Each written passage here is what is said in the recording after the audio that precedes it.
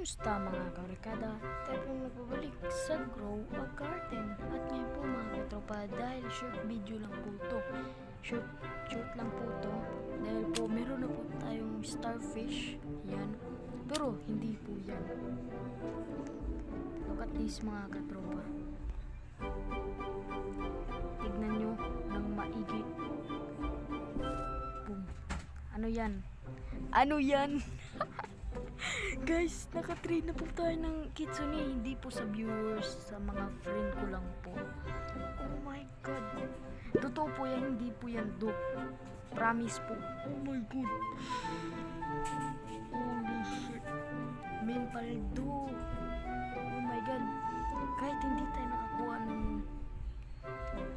raccoon, mag-trade na lang po tayo ng raccoon po.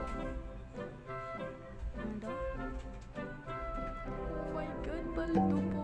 Kanina ko lang po ito nilapag yung aking starfish. Then, napakadali lang po. Oh, yun o, 12 kagad. Ano daw? Eh.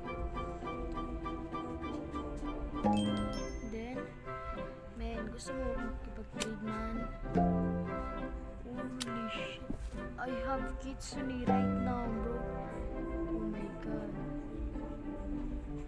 Spring? Oh! Ayaw ko magipag-trade main. Sa akin na to. Hindi po yan sa kanya po. Hindi po yan sa kanya. Hindi ko naman. Bago ko lang po siya inad eh. Kakahapon lang po to. Hindi ko lang po na-upload. Ano ba, nakatulog kasi ako eh. Then, namata na ako yung alas 4, di ba? 4 p.m. Oh my god, Kitsune is back, my man. Kahit wala po tayo, mag-trade na lang po tayo.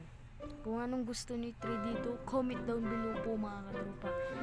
Oh my god. Sheesh. Meron na po tayo pang raccoon method. Kung meron po kayo, ipa-trade po dito kay kanang yung mga raccoon ganun po. Comment down below. Okay? Yan o yan. Trade tayo, no? Ay ko makipag-trade.